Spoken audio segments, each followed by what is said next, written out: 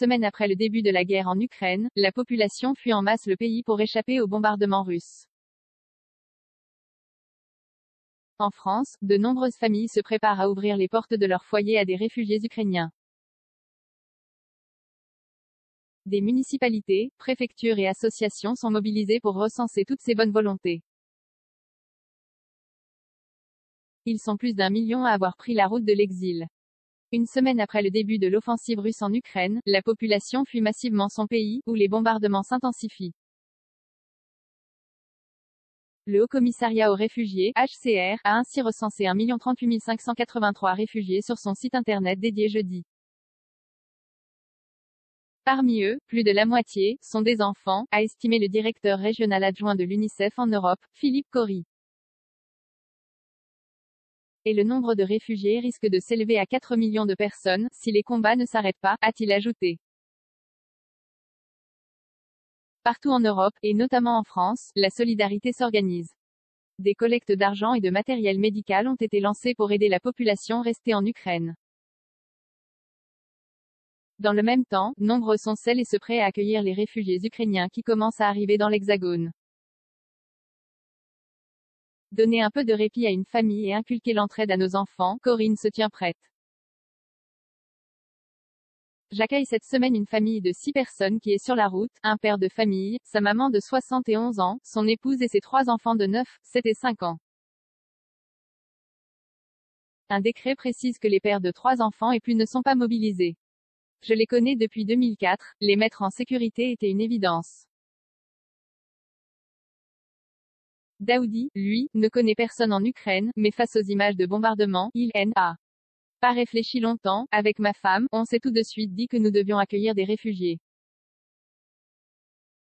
Pour ce père de 2 jeunes enfants, le but de cette démarche est de donner un peu de répit à une famille et inculquer l'entraide à nos enfants, explique-t-il, pas effrayé une seconde par la barrière de la langue. Un état d'esprit que partage Alicia. Les Ukrainiens n'ont rien demandé et subissent cette attaque terrible. C'est important de les aider, si nous étions dans leur cas, nous serions heureux que quelqu'un fasse ce geste.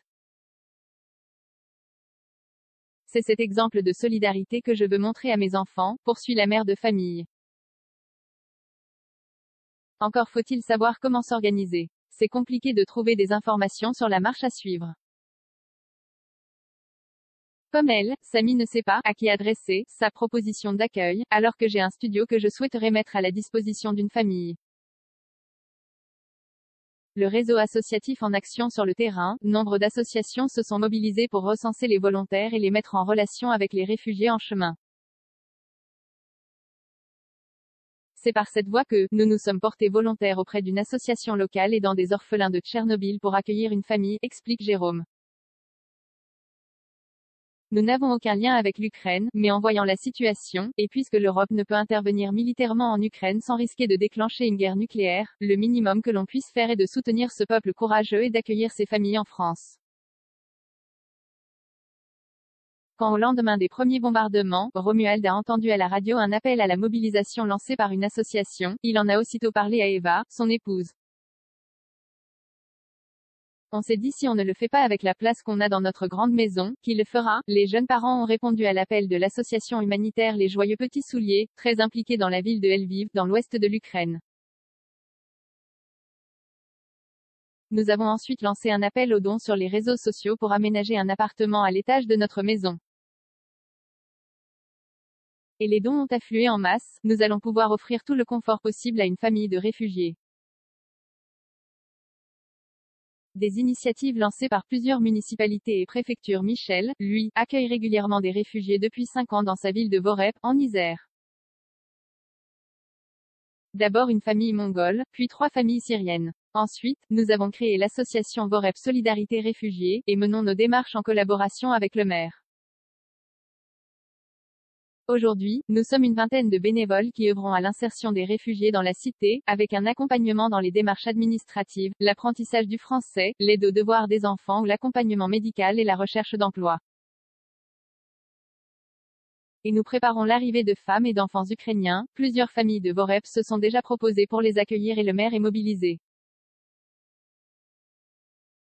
Comme Vorep, plusieurs municipalités et préfectures ont lancé des initiatives pour favoriser l'accueil d'Ukrainiens. C'est le cas de Lille, mais aussi de Toulouse, où la mairie recense les familles proposant un hébergement. Parmi elles, Dorothy, arrière-petite-fille d'immigrés polonaises arrivés dans le Pas-de-Calais dans les années 1930. L'exode de ces Ukrainiens fait écho à ce qu'ont vécu mes grands-parents, qui ont fui pour échapper à l'invasion de l'Allemagne nazie.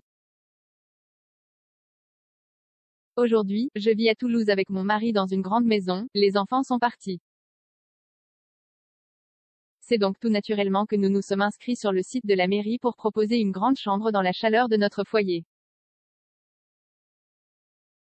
Une plateforme pour centraliser toutes les initiatives. Sandy, qui vit avec ses enfants dans les Alpes, près de la frontière italienne, a elle aussi l'habitude d'accueillir des réfugiés dans sa grande maison. Et se tient prête pour ouvrir son foyer à des Ukrainiens, elle qui a déjà visité leur pays. J'ai de la place, l'envie et le temps de prendre soin de le temps qu'il faudra, les accompagner dans cette page de leur vie et un jour, je l'espère, les raccompagner dans leur pays et revoir l'Ukraine libre. Mais depuis 4 jours, j'envoie des mails au consulat, à l'ambassade, en vain. Et la mairie ne fait rien. J'ai finalement réussi à m'inscrire sur la liste d'une commune voisine qui va être transmise à la préfecture des Hautes-Alpes, et j'attends un retour.